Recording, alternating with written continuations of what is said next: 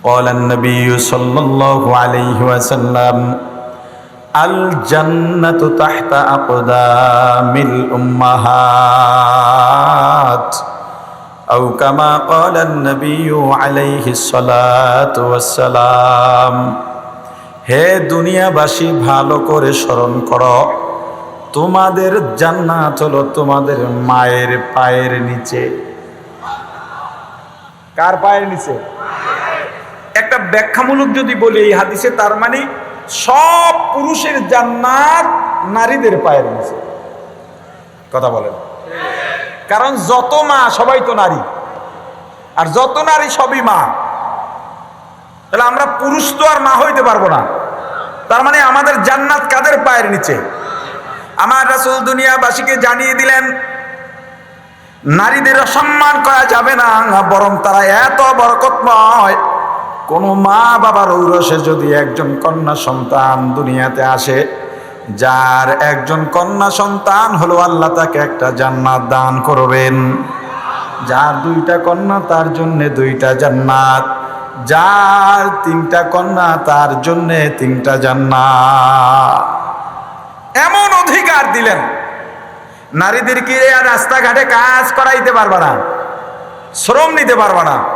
রাজা বাদশারা যেমন সিংহাসনে বসে উজির চাকর নৌকর সবাইকে হুকুম পেশ করে, তার খাবার সামনে এসে পড়ে, এরকম নারীরা ঘরে বসে স্বামীকে বলবে, আজকে বাজার নাই, বাজার আনো, আজকে চাউল নাই, চাউল আনো, আজকে ছেলেকে মাদ্রাসায় নিয়ে যেতে হবে, ছেলের কাপড় লাগবে, আমার কাপড় লাগবে। সব ঘরে বসে বসে স্বামীকে অর্ডার করবে, স্বামী এনে দেবে ঘরে বসে, খুব সুন্দর পরিবেশে, ভেজাল নাই, ধুলা নাই, বালু নাই, মানুষের কোনো কিচির মিচির আওয়াজ শব্দ কিচ্ছু নাই, সুন্দর পরিবেশে রাজা বাদশার ভূমিকায় আমার মা বোনেরা ওখানে বসে রান্না করবে, সুখের একটা সংসার, দুনিয়ার জান্নাত গড়ে তুলবেন।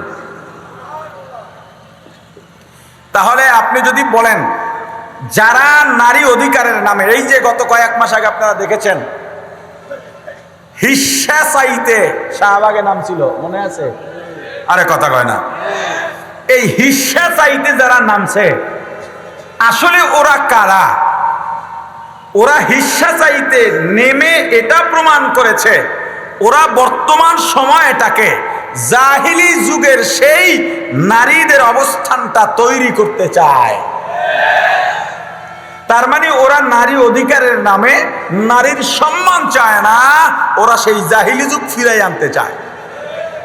এখন ইসলামের কি অবদান আছে নারীদের ক্ষেত্রে, আপনি একটা বয়ান তৈরি করে ফেলেন, কেউ কথা বললে তাকে চুপ করায় দেন, যে এই পৃথিবীতে নারীর অধিকার যদি দিয়ে থাকে, আমার রাসূলের মাধ্যমে, ইসলামের মাধ্যমে আল্লাহ নারীর সম্মান দিয়েছেন, অধিকার দিয়েছেন। কতটা অধিকার এটা ভাবা যায়?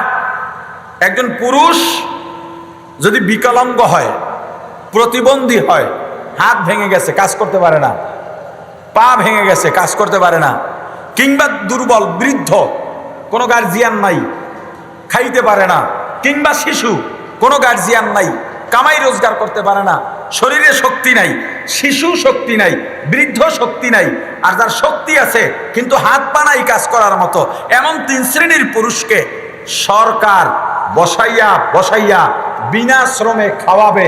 এটা ইসলামের নির্দেশ। কার নির্দেশ? তাহলে গরিব বৃদ্ধ ভাতা, এই যে গরিব মিসকিন এতিমখানা, এরপরে যে প্রতিবন্ধী ভাতা, ইসলাম যদি ক্ষমতায় আসে, এই চোরের দলে যা দেয় এর থেকে বেশি দেবে না কম দেবে? আরো জোরে। যারা মনে করে হুজুররা ক্ষমতায় গেলে রাষ্ট্র চালাইতে পারবে না, আমি ইসলামিক লাইনের বাইরে অনেকগুলো কাজের সাথে জড়িত আছি বা ছিলাম। যেমন এখনো আমাদের এলাকার বড় বাজার, হাজার হাজার কোটি টাকা ট্রানজ্যাকশন হয় বছরে। ইলিশের সবচেয়ে বড় আড়ত হলো আমাদের ওখানে, সারা বাংলাদেশে। এখানে নির্বাচন চলে, এই নির্বাচন পরিচালনা কমিটির মুখপাত্র আমি, ধরেন একজন নির্বাচন কমিশন। এইটার কারণে বলতেছি না, এরকম কিছু কাজের সাথে আমি জড়িত আছি। এই সমস্ত কাজের সাথে জড়ায়া আমি যেটা দেখলাম, এখানে ভালো ভালো শিক্ষিত মানুষ আছে, রিটায়ার্ড পারসন আছে, এরকম সাথে কাজ করেছি, ইঞ্জিনিয়ার আছে, ভালো শিক্ষিত স্কুলের মাস্টার আছে, এরকম বহু কাজে একসাথে করতেছি। আমি একজন হুজুর হিসেবে তাদের সঙ্গে কাজ করার সুযোগ পাইছি বা জায়গা পাইছি। কিন্তু দেখলাম ওই মিটিংয়ে বসলে, তাদের সঙ্গে আলোচনা করলে ওই কাজটা আমি যে পরামর্শ দিই তারা সেইটাই মানে, ওই কাজটা তারা সুন্দর করে করতে পারে না। আমার পরামর্শ যেখানে আমি নাই, এই কাজগুলো যে কয়টা করে প্রত্যেকটা কোনো না কোনো ভুল হয়ে যায়। তখন সবাই বলে না মেজবা হুজুরে লাগবে, তার সাথে একটু আলোচনা করো। আমাদের এই বাজার এখন যে নির্বাচন পরিচালনা, এখানেও কোনো ক্ষেত্রে, তো আমার এলাকা, আমি তো এটা ছোট করতে পারি না, সেখানে সবাই ভালো আলহামদুলিল্লাহ। কিন্তু আমি যেটা বলতে চাচ্ছি, বলার উদ্দেশ্য হলো, আমি তখনই বুঝেছি এই দেশে যারা বলে হুজুররা রাষ্ট্র পরিচালনা করতে পারবে না, বরং না, এই দেশে যদি ইসলাম ক্ষমতায় আসে এই দেশের মানুষ চমকে উঠবে তাদের গঠন প্রণালী দেখে, তাদের রাষ্ট্র অবকাঠামো সাজানো দেখে, তাদের নীতি নৈতিকতা দেখে, রাষ্ট্র পরিচালনা দেখে। ইসলাম ছাড়া একটা রাষ্ট্র সুন্দরভাবে পরিচালিত হতে পারে না। এদেশের মানুষ যদি এখন এই ব্যাপারটা না বোঝে, এটা তাদের নসিব খারাপ। কাদের নসিব? যারা বোঝে না তাদের। একটা সহজ হিসাব দেখেন, একজন ব্যক্তি বললেন যে আমরা বা আমার দল শরিয়া আইন মানে না। তার মানে কি? বলেন। তার মানে হলো ওয়ালাদুজ জেনা,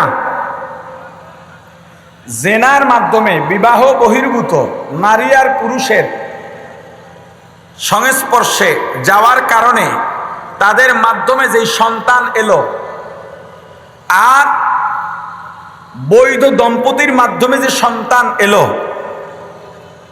ওখানেও নারী পুরুষ আছে, এখানেও নারী পুরুষ আছে, ওনারাও মিলিত হইছে, এনারাও মিলিত হইছে। ওনাদের মিলিত হবার কারণেও সন্তান আসছে, তাদের মিলিত হবার কারণেই সন্তান আসছে। সন্তান যে দুনিয়াতে আসছে, এই সন্তানও দেখতে মানুষের মতো, দুজনই সমান, এরপরও ব্যবধান আছে না নাই? জোরে বলেন। কি কারণে ব্যবধান? ওইটা ইসলাম মাইনা হইছে, এইটা না মাইনা হইছে। ঠিক নি? এখন যারা শরিয়া মানে না, তাদের বক্তব্য অনুযায়ী কি না, এরা সমান। কথা কয় না? যারা বলে শরিয়া মানে না, ওদের কাছে তো ওয়ালাদুজ জিনাও সমান, আর বৈধ দম্পতির সন্তান একই কথা। যেখানে বৈধ সন্তান আর অবৈধ সন্তান এক, এরা যদি কখনো ক্ষমতায় যায়, রাষ্ট্র পরিচালনায় যায়, এই দেশে ইনসাফ হবে না, শোষণ হবে, চাঁদাবাজি হবে। সব কি সমান দেখা যায়? ন্যায় আর অন্যায় কি সমান করা যায়? আর একটু জোরে বলেন, যায় না। একজন বুজুর্গ মানুষ থানভী রহমতুল্লাহ লিখছেন, ঘটনাটা হয়তো কল্পকাহিনীর গল্প হতে পারে, কিছুটা বাস্তবতার সাথে মিলও হতে পারে, তবে শিক্ষণীয়। বুজুর্গ ব্যক্তি সফর করেন, বিভিন্ন রাষ্ট্রে যান, দেশে যান। একজন ভক্ত এসে বললেন, হুজুর আমি আপনার সাথে সফরে যাব। হুজুর বললেন, না রে বাবা, আমি বিভিন্ন জায়গায় যাই, অনেক কিছু দেখি, তোমরা এগুলো বুঝবা না, মিলাইতে পারবা না। কয় না হুজুর, আমার এবার নিয়েই যাইতে। অনেক পীড়াপিড়ির পর হুজুর তাকে নিলেন। এক দেশে গিয়ে দেখেন তেল আর ঘিয়ের দাম সমান। তেল আর ঘিয়ের দাম সমান। ভক্ত বলল, হুজুর আমি এই দেশে থেকে যাব, আপনি যান জ্ঞান। বলে কেন? যে দেশে তেল আর ঘি সমান, আমি ঘি খাইয়ে থাকি, তেল খাবো না। হুজুর বললেন, বাবা যেই দেশে ঘি আর তেল সমান দাম, ওই দেশে ইনসাফ নাই। কি নাই? ইনসাফ নাই।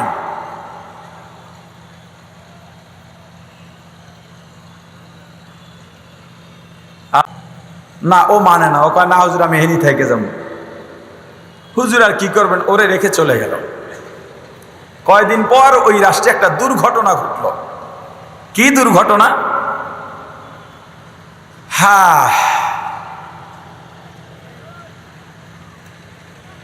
একটা বাড়ির ওয়াল ভেঙে পড়ে গেছে, এর নিচে চাপা পড়ে একটা মানুষ মারা গেছে। এখন বিচারকের দরবারে গেছে, কাজীর দরবার, কাজী তার আসনে বসেছেন, বিচারক আর কি। বিচার কার্য শুরু হয়ে গেছে, কাজী রায় দিলেন। এই বাড়ির মালিককে, দেয়ালের মালিককে দাঁড়াইছে, কাজী সাহেব আমি, বলে তোমাকে ফাঁসির রায় দিলাম, তোমার বিল্ডিং এর তলে পড়ে মরছে। বাড়িওয়ালা বলল আমার কথা আছে। বলে তোমার আবার কিসের কথা? এই যে আমার ওয়ালের তলে পড়ে মারা গেছে, এই দোষ আমার না। কার? এই বাড়ি যে বানাইছে রাজমিস্ত্রি তার, সে বালু সিমেন্ট ঠিকভাবে দেয় নাই। কথায় যুক্তি আছে, তুমি খালাস, রাজমিস্ত্রিরে ডাকো। কি ইনসাফপূর্ণ হইতেছে কিছু? আরে বলে না, রাজমিস্ত্রি দাঁড়াইছে কাঠগড়ায়, তোমার ফাঁসি। রাজমিস্ত্রি কয় তার আগে আমার বক্তব্য আছে। কি বক্তব্য? আমার দোষ নাই। কেমনে? বলে আমরা যখন বালি সিমেন্ট একসাথে মিলাইতেছি, বেশি কম হওয়ার কারণ হলো ওই সময় অমুক পাড়ার অমুক সুন্দরী ললনা যুবতী নারী বিভিন্ন ধরনের জেওর অলংকার পরে আমাদের পাশ দিয়ে হেঁটে যাচ্ছিল, ঝনঝন আওয়াজ হয়েছিল, আমরা মনোযোগ হারাইছিলাম।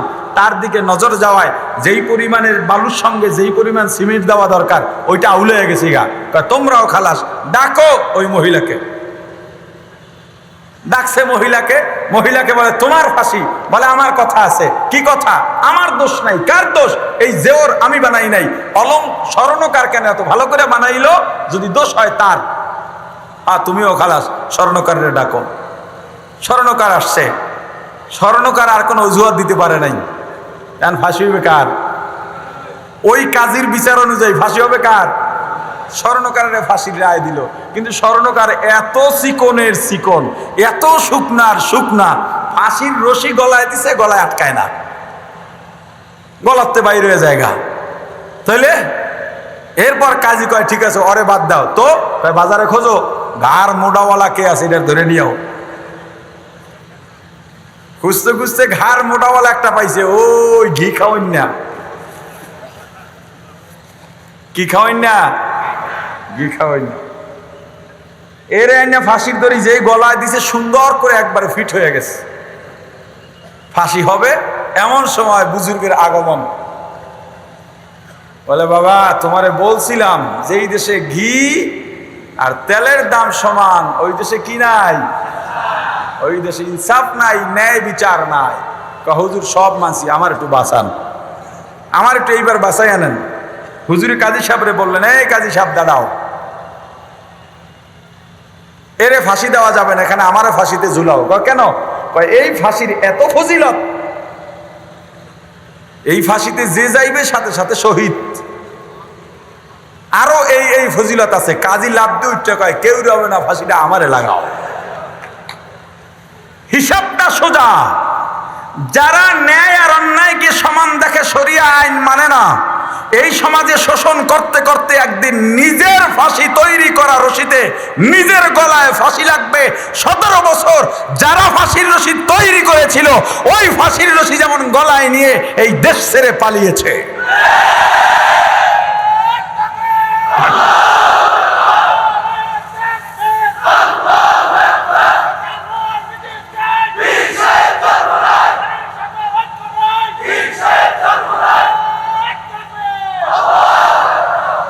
আচ্ছা, এইটা গেল একটা নারীর অধিকার প্রতিষ্ঠা করলেন মুহাম্মদুর রাসূলুল্লাহ সাল্লাল্লাহু আলাইহি সাল্লাম।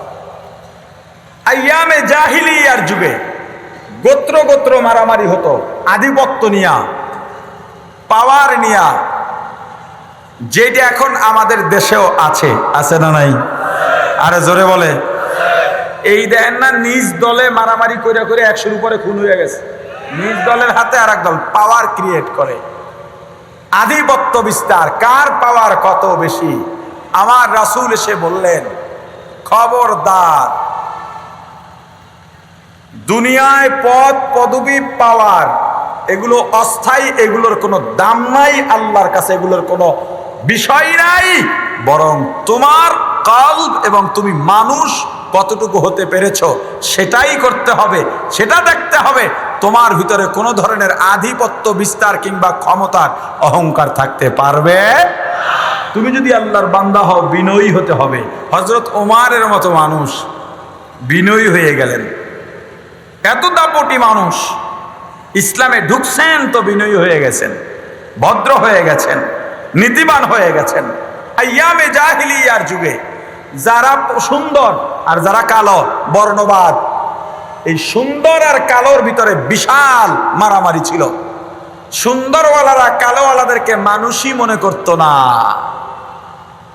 এদের সঙ্গে এদের বিবাহ বন্ধন হতো না। আমার রাসূল এসে বললেন, বর্ণে কিছু আসে যায় না, কার বর্ণ কেমন, কার সম্পদ কতটুকু, কার ক্ষমতা কতটুকু, এতে আল্লাহর কাছে বিচারের কোনো হেরফের হবে না। যার সম্মান বেশি, টাকা বেশি, এজন্য তার নেকির পাল্লা ভারী হবে, ব্যাপারটা এমন নয়। যে বেশি সুন্দর তার নেকির পাল্লা ভারী হবে, ব্যাপারটা এমন নয়। যার বংশ মর্যাদা ভালো, উঁচু মর্যাদার, তার নেকির পাল্লা ভারী হবে এমন নয়। যেই মানুষটা গরিব এ কারণে তার গুনার পাল্লা ভারী হবে এমন নয়। যেই মানুষটা কালো, কালো হওয়ার কারণে তার গুনার পাল্লা ভারী হবে, ব্যাপারটা এমন নয়। যেই মানুষটা গরিব, কৃষক, যার ক্ষমতা নাই, এই কারণে তার গুনার পাল্লা ভারী হবে, ব্যাপারটা এমন নয়। ব্যাপারটা কেমন? এসবের দাম আল্লাহর কাছে নাই। কিয়ামতের ময়দানে এগুলো কোনো কাজে আসবে না, উপকারে আসবে না। আল্লাহ কি বলেন? يوم لا ينفع مال ولا بنون إلا من أتى الله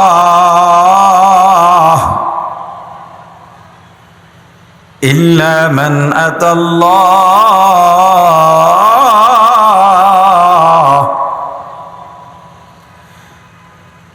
إلا من أتى الله بقلب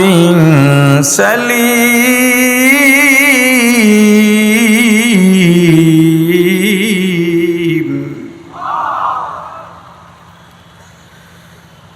يوم لا ينفع مال ولا بنون إلا من أتى الله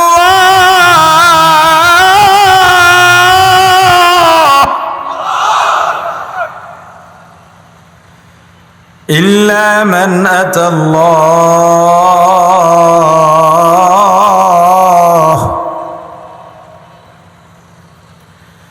إلا من أتى الله بقلب سليم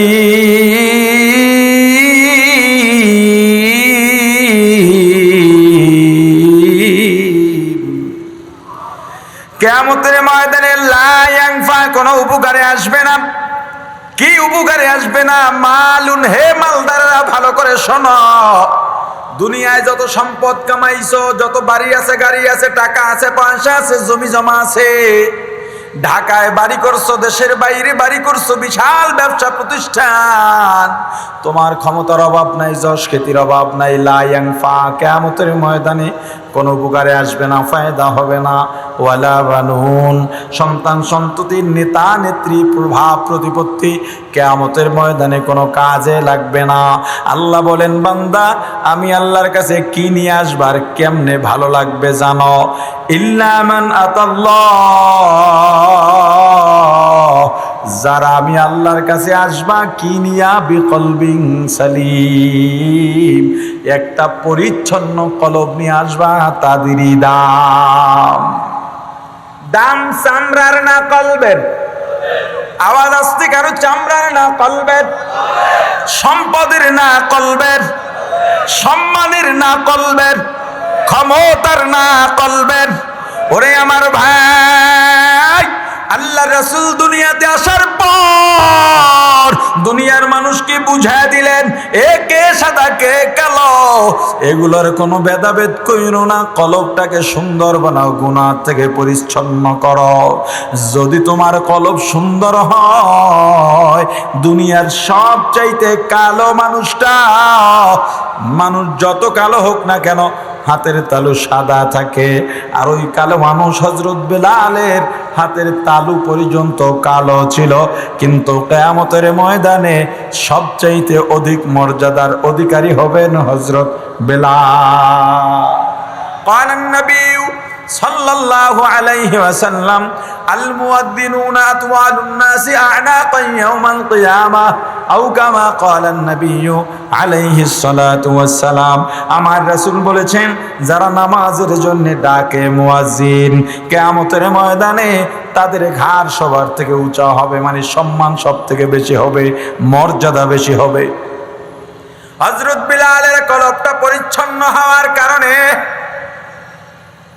কাফিরদের বড় বড় লিডাররা আমার রাসূলের কাছে গিয়া বলে, মুহাম্মদ, আমরা আপনার সঙ্গে আপনার ধর্ম নিয়ে আলোচনা করতে চাই, আমাদের অনেক কিছু বোঝার আছে।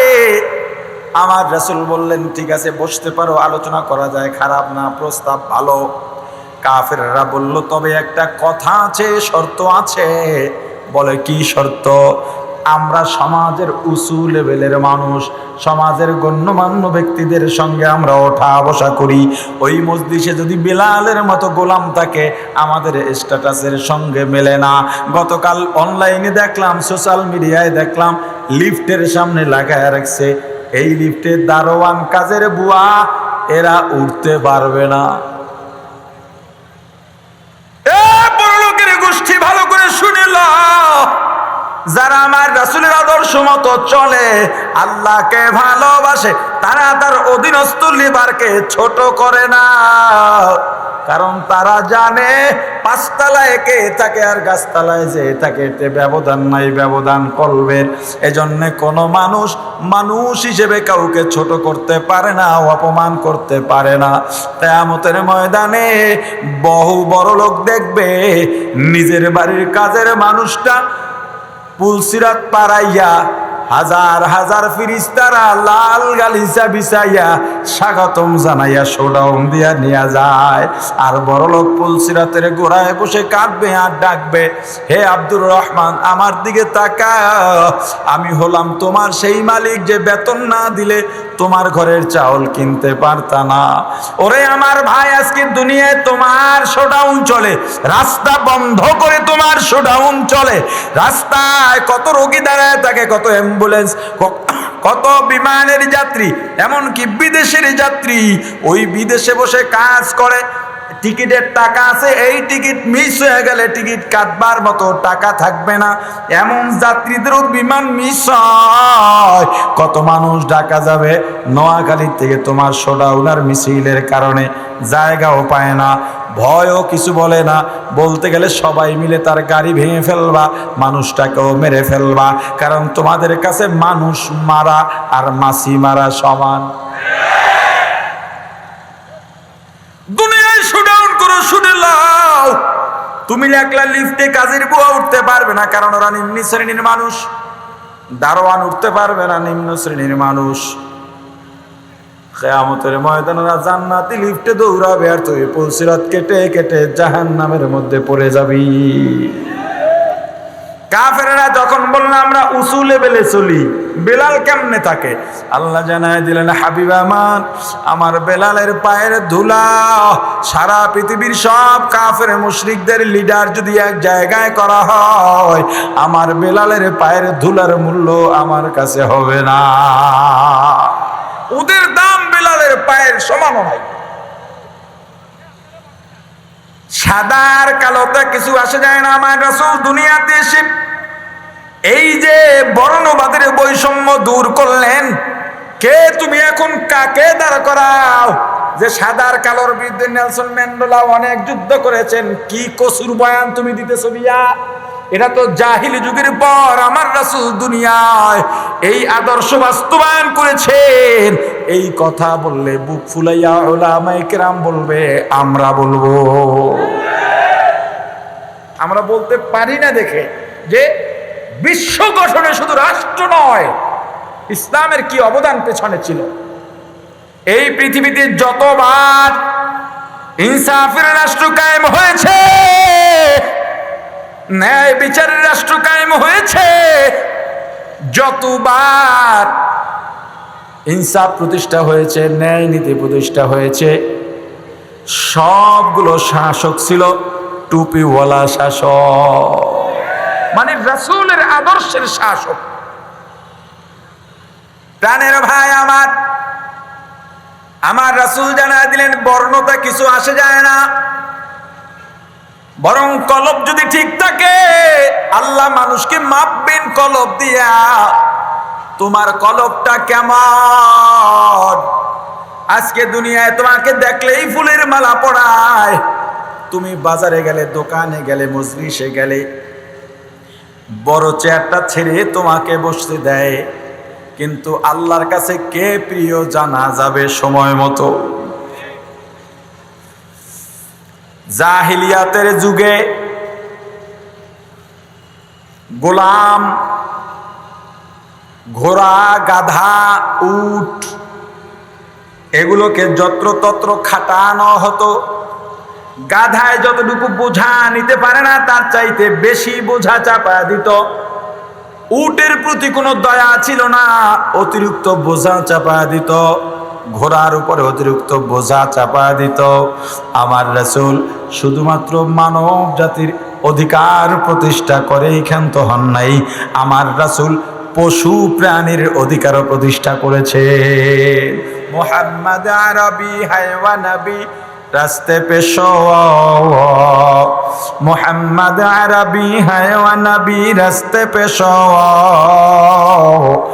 आलम हुआ उसकी पैदा इससे उजाला,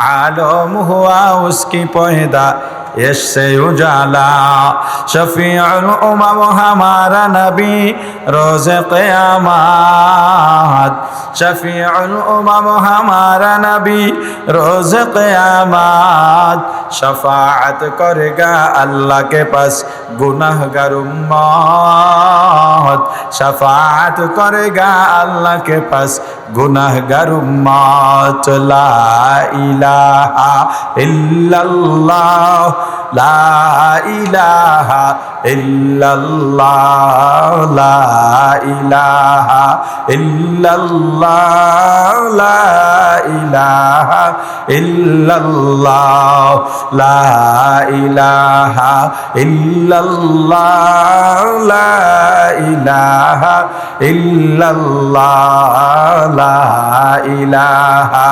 इल्लल्लाह, ला इलाहा इल्लल्लाह। প্রাণের ভাই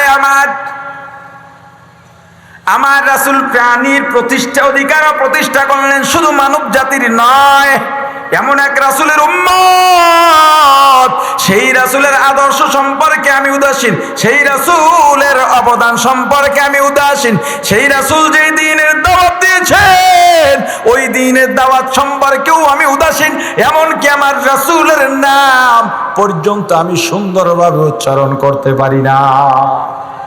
আমাকে একটু বলেন, আপনি আশিকে রাসূল বলে বলে চিল্লান আর ঘোরেন, শুধুমাত্র এটার প্রমাণ হিসেবে 12ই রবিউল আউয়াল একটা জশ্নে জুলুস মিছিল করেই দায়িত্ব শেষ বলে মনে করেন? আমাকে বলেন, আমার রাসূল বেশি খুশি হয় কিসে? উম্মতের দরুদ পাঠে। কিসে? আরেক বলে না বলেন। এখন আপনি আমাকে বলেন, আপনি তাহাজ্জুদ গুজারি হতে পারেন, হাজারের মধ্যে একজন মানুষ পাওয়া বড় মুশকিল, বলে সেটা কি? আমাকে বলেন, আপনি দৈনিক কতবার আয়োজন করেন নিজে নিজে এই সময়টায় আমি আল্লাহর রাসূলের 100 বার দরুদ পড়ব? যেমন আমরা 5 ওয়াক্ত নামাজের পরে তাসবিহ পড়ি 33 বার সুবহানাল্লাহ, 33 বার আলহামদুলিল্লাহ, 34 বার আল্লাহু আকবার, 10 বার লা ইলাহা ইল্লাল্লাহ। আপনি দৈনিক কতবার এভাবে আমার রাসূলের দরুদ পড়েছেন বা পড়েন? মসজিদে যান, যখন জুমায় ওয়াজে যান, দ্বীনি মজলিসে বসেন, তখন যদি হুজুর বলে আমরা সবাই দরুদ শরীফ পড়ি, তখন 1-2 বার পড়া হয়, তাও সবাই পড়ে না। এর বাইরে বলেন, আপনি আমার রাসূলের চিন্তা করে কতবার দরুদ শরীফ দৈনিক পড়েন? যাবে পাওয়া? আরে কথা বলে না।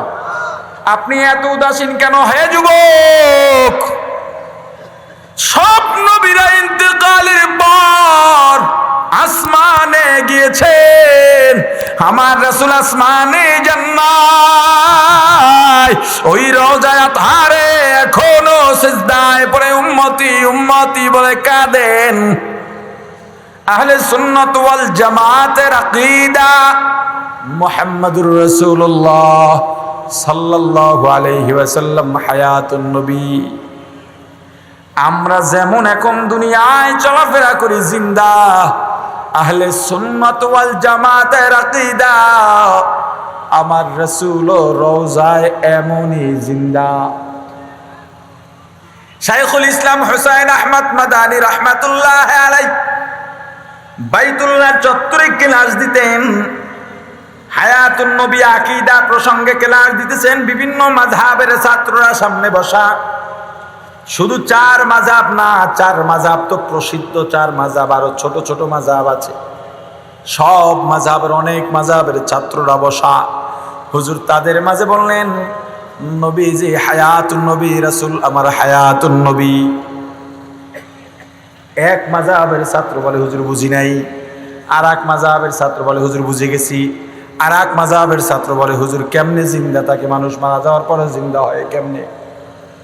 হুজুর বললেন সবাই নতুন করে ওযু বানাও। সব ছাত্ররা ওযু বানালেন। হুজুর বললেন 2 রাকাত নামাজ আদায় করো। 2 রাকাত নামাজ আদায় করলেন। এবার হুজুর বললেন সিজদায় গিয়া মুরাকাবা করো, রওজার মুরাকাবা। মুরাকাবা কারে কয় জানেননি? কথা কয় না। মুরাকাবা প্রত্যেকটা মানুষের জন্য, চাই তুমি পীরের মুরিদ হও বা না হও, তুমি মুমিন, তোমার মুরাকাবা দরকার। অন্তত প্রতিদিন একবার হলেও মুরাকাবা করবা, বিছানায় গিয়া হলেও একবার রাতে মুরাকাবা করবা। মুরাকাবার সংক্ষিপ্ত ব্যাখ্যা হলো, আমি বসবো, দুনিয়ার কোনো খেয়াল আমার নাই, কেউ নাই, আমি ধরে নেব, দুনিয়ার বাস্তবতা মেনে নেব। যেমন আমার মা বাবা, স্ত্রী, সন্তান, ভাই বন্ধু কেউ আপন না। আমি এখন মারা গেলে দুনিয়া থেকে বিদায় নেব, কেউ আমাকে দুনিয়ায় ধরে রাখবে না। এমনকি দুনিয়ায় জীবিত থাকতেও মা বাবার স্বার্থে লাগলে মা বাবা সন্তানের বিরুদ্ধে হয়ে যায়, সন্তানের স্বার্থে লাগলে মা বাবা ছেড়ে চলে যায়, বিবির স্বার্থে লাগলে স্বামীর ঘর ছেড়ে যায়, স্বামীর স্বার্থে লাগলে বিবিকে তালাক দিয়া দেয়। সব বাস্তবতা সামনে নিয়া তুমি নিজেকে সবকিছু থেকে ফারেক করে বসে যাও।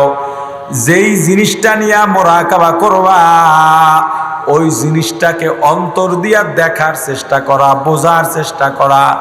এজন্য এই ক্ষমতা যারা অর্জন করেছে তারা আল্লাহর জান্নাত দেখেছে, জাহান্নাম দেখেছে, আমার আল্লাহকেও দেখেছে। আউলিয়ারা কারে উকুবা ইখতিয়ার, জাহেলারা কারে দুনিয়া ইখতিয়ার, আশিকারা মিল্লাত মাযহাব জুদাস্ত, আশিকারা মিল্লাত মাযহাব খুদাস্ত। লা ইলাহা ইল্লাল্লাহ, লা ইলাহা ইল্লাল্লাহ, লা ইলাহা ইল্লাল্লাহ, লা ইলাহা ইল্লাল্লাহ।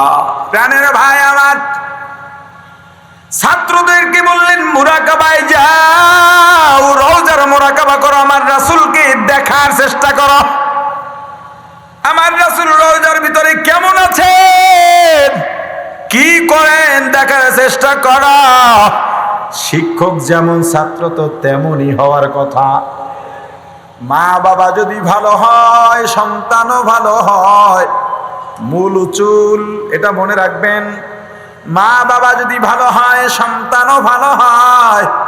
পীর যদি ভালো হয়, মুরিদও ভালো হয়। নেতা যদি ভালো হয়, কর্মীরাও ভালো হয়। শিক্ষক যদি ভালো হয়, ছাত্ররাও ভালো হয়। সোহবতে সলেহ তোরা সালেহ কোনাদ, সোহবতে তলে তোরা তলেহ কোনাদ। ও ভাই, মুরাকাবায় পড়ে গেছে। হুসাইন আহমদ মাদানির ছাত্র কোন লেভেলের ছাত্র, তারাও তো এই জমানার বড় বড় কুতুবের থেকে বড় বড় কুতুব। কিছুক্ষণ মুরাকাবা করার পর সব ছাত্র চিৎকার দিয়ে উঠছে, কাঁদে আর বলে, হুজুর ওই তো দেখা যায় রওজার মধ্যে আমার রাসূল সশরীরে সিজদায় পড়ে উম্মতি উম্মতি বলে কাঁদে। ও যুবক বলো, আমার রাসূল দুনিয়ায় রয়ে গেছেন, রওজায় রয়ে গেছেন তোমার আমার মতো এই ধরনের উম্মত দেখার জন্যে। আমার রাসূল দিনের জন্য এত কষ্ট করলেন ভাই, কি কারণে? তোমার আমার মতো এই ধরনের উম্মত দেখার জন্যে। তুমি আমার রাসূলের সামনে কেমনে দাঁড়াইবা বলো? কি নিয়ে দাঁড়াইবা বলো? কোন লজ্জায় দাঁড়াইবা বলো?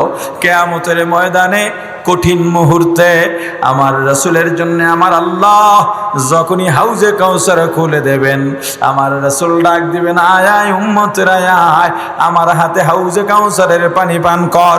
একবার পান করলে সারা জীবনে পানির পিপাসা লাগবে না। ওই সময় কোন মুখ নিয়া আমার রাসূলের কাছে গিয়া পানির দাবি করবা? এ যুবক, তওবা করবি ভাই। বাজারে গেলে মাছ পচাটা না ভালোটা? কথা কয় না। সবজি পচাটা না তাজাটা? যে কোনো প্রোডাক্টের ক্ষেত্রে আপনি ভালোটা কেনেন না নষ্টটা কেনেন? তাহলে আদর্শের ক্ষেত্রে আপনি কোনটা মানবেন? কথা বলে না।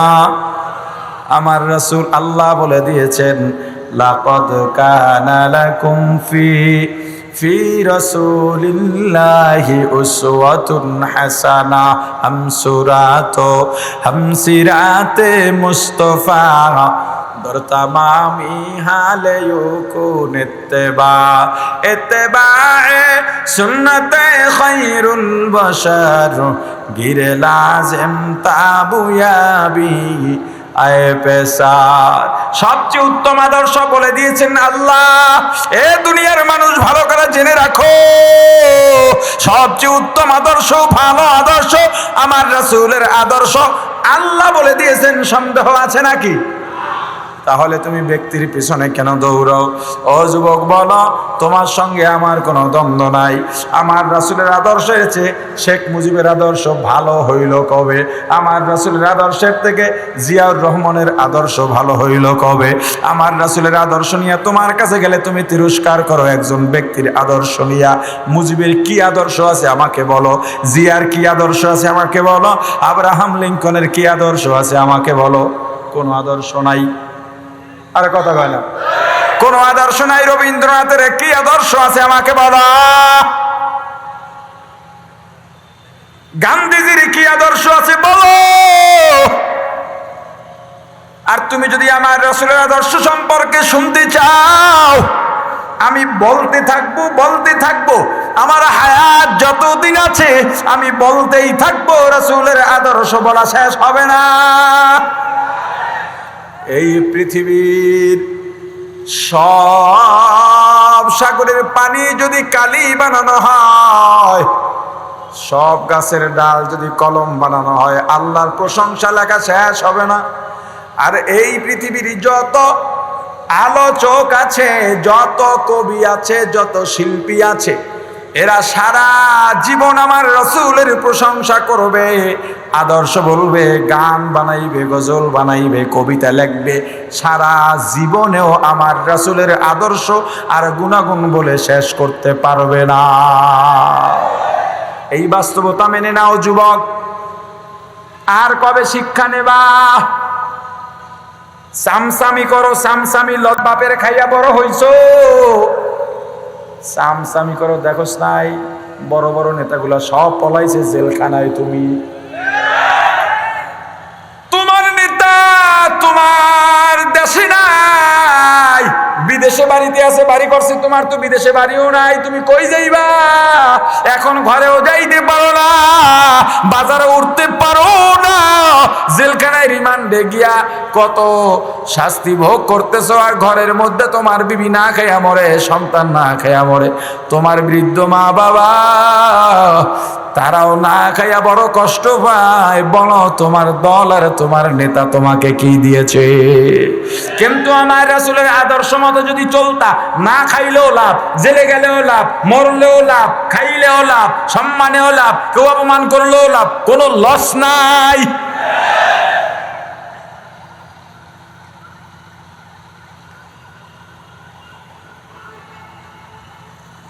ওরে আমার ভাই, আজ থেকে শপথ নাও, এই মুহূর্তে শপথ নাও, আমার জীবন যতদিন আছে আমি রাসূলের আদর্শের বাইরে যাব না। যেহেতু আল্লাহ বলেছেন রাসূলের আদর্শ শ্রেষ্ঠ। আমি তোমাকে বলি, কোনো দলের নাম বলি না, দল দরকার নাই, শুধু একটুক বলি এখানে বোঝার জন্যে। ইসলামী আন্দোলন বা চরমনাই করোনা এমন যুবক কারা আছো? হাত উঠাও, উঠাও না, একটু হাত উঠাও, উঠাও, শরমের তো কিছু নাই, উঠাও। চরমনাই করোনা বা ইসলামী আন্দোলন করোনা এমন যুবক কত পার্সেন্ট? উঠো, হাত উঠাও। শরমে উঠায় না, উঠাই আবার নামাইছে দিকে কয়েকজন। আমি তো জানি অনেক আছে, এই যে এদিক সেদিকে অনেক আছে, সামনেই অনেক আছে। ডর, ডর না, ডর যে হাত উঠাইলি নেতা ধরে নিয়ে বানানি দেবে, ওসানি দেবে। আরে কথা কয় না, হ্যাঁ? আগের দিন বাগে খাইছে, ধন্যবাদ তোমারে। আগের দিন নাই, যেহেতু তুমি ভয় পাও আমি জানি, আমি বুঝতেছি। এই নোয়াখালী মাইজদি বাজারে বহু দোকানদার আছে, বহু যুবক আছে, আজকে মাহফিলে আসতে চাইয়াও আসে না, মাইকে কানটা লাগায় রয়েছে, আয়নায় ডরে কাল নেতায় ডাকবে। আছে না নাই? আছে না নাই? স্পষ্ট বলে দাও, যেই দলে চাঁদাবাজি ওই দল আমার না। বলো, যেই দলে চাঁদাবাজি, যেই আদর্শে চাঁদাবাজি, যেই দলে খুন খারাপি, যেই আদর্শে খুন খারাপি, যেই দলে চুরি ডাকাতি, যেই আদর্শে চুরি ডাকাতি, যেই দলে ধোঁকাবাজি, যেই আদর্শে ধোঁকাবাজি, তাহলে আমরা কারা? আমরা সবাই রাসূল সেনা। কি আমরা? আমরা সবাই ভয় করি না, আমরা সবাই ভয় করি না, আমরা সবাই রাসূল সেনা, আমরা সবাই রাসূল সেনা, আমরা সবাই রাসূল সেনা। আমার নবী তোমার, আমার নেতা তোমার নেতা, আমার নেতা তোমার নেতা। যেই দলে চাঁদাবাজি, যেই আদর্শে চাঁদাবাজি, যেই দলে খুন খারাপি, যেই আদর্শে খুন খারাপি, যেই দলে ধোঁকাবাজি, যেই আদর্শে ধোঁকাবাজি, আমি রাসূলের সৈনিক হব। রাজি আছো না নাই? এই যুবক, তওবা করো, তওবা করো। হায়াতের মালিককে ডরাও, ডরাও। এই মাইজ দিতে বহু নিরীহ রিক্সাওয়ালা আছে, পাগড়ি বেঁধে রিক্সা চালা, আছে না নাই? সাহস কারে কয় ওর দ্বারে জিগাইও, দেখো একারে পরোয়া করেনি। আরে কথা কয় না, সাহস তো ঈমান থেকে আসে রে বেটা। এই ঈমানি শক্তি অর্জন করো। যুবক যারা, যুবক 30 বছরের যুবক, প্রথম ভোট দেবা, এবার ভোট দিতে পারো নাই, রাইতের ভোটের কারণে দিতে পারো নাই। তারা দাঁড়াও, দাঁড়াও, দাঁড়াও, দাঁড়াও, যুবক দাঁড়াও, পুরানা যুবক দাঁড়াও, পুরানা। এই যুবক, তোমরাই আমার স্বপ্ন, তোমাদের দিয়েই স্বপ্ন দেখি। আমি বিশ্বাস করি এই যুবকের স্রোত যেদিক থেকে যাবে, ইসলাম বিদ্বেষী চাঁদা বাজরা কচুরি পানার নয়, ভেসে যাবে।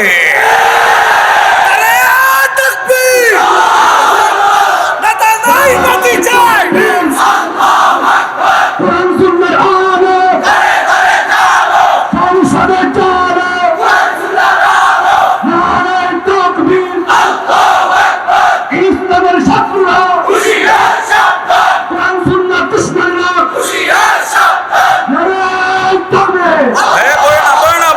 বসো না, বসো না, বসো না। যুবক দাঁড়াও, যুবক থাকলে বাংলাদেশ জাগবে। ন্যায় নীতির উপরে চলতে হবে। বুড়াদের টাইম নাই, বুড়াদের টাইম শেষ, যুবকদের বাংলাদেশ। এটা ঠিক আছে নি? বুড়াগো টাইম, যুবকদের। আমরা ভোট দিতে পারি না, এবার আমিও পারি না এখন পর্যন্ত।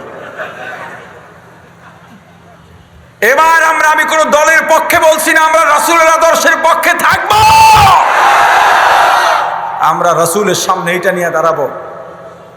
আমার রাসূল, আমার ওই রকম কোনো ক্ষমতা সাধ্য ছিল না, আমার যতটুক ছিল, যেখানে যেখানে সুযোগ পাইছি আপনার আদর্শ গ্রহণ করার, একটাও বাদ দিই নাই।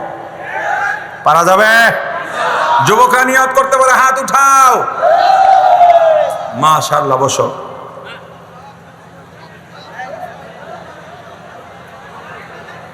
বসো, কোনো কথা নাই, কোনো কথা নাই, কোনো কথা নাই। বসো, একটু পরে সাহেবে চলে আসবেন। বসো। এ ভাই বসেন, বসেন, বসেন, বসেন, দ্রুত বসেন, বসেন। মাশাআল্লাহ, মাশাআল্লাহ। সেই 8 থেকে 10 বছর আগে যেই নোয়াখালী রেখে গেছিলাম, সেই নোয়াখালী পাইছি। মাশাআল্লাহ, বরং আরো উজ্জীবিত, আরো উজ্জীবিত। এই নোয়াখালীর, এই হাতিয়া অঞ্চলের এই নদীর পার থেকে ইসলামের বিজয় শুরু হোক। ইসলামের পতাকা নোয়াখালী থেকে উঠতে উঠতে ঢাকার রাজধানীতে আশ্রয় করুক। যুবক, তোমাদের জাগতে হবে, কোন রক্তচক্ষুকে ভয় করা যাবে না। আল্লাহ কবুল করেন। এই মাহফিলে খুশি না বেজার? শায়খে চরমনায় এসেছেন, খুশি না বেজার? আজকে যে সুন্দর জান্নাতের বাগান মিলেছে, খুশি না বেজার? কারা কারা খুশি? দু হাত তোলো ভাই, টান টান করে হাত দুইটা উঠাও, হাতে নাড়া দাও। মাশাআল্লাহ। বাম হাত নামাও, বাম হাত নামাও, ডান হাত উঠায় রাখো, ডান হাতের মোবাইল সরাও। সবাই মাহফিলে খুশি? খুশি? যারা খুশি না তারা হাত নামায় রাখছে, যারা খুশি তারা হাত উঠায় রাখছে। মাহফিলে খুশি না হইলে কি জান্নাত না জাহান্নাম বুঝালন? আমি কোনোটা কইলাম না। খুশি সবাই? প্রমাণ দেওয়া যাবে?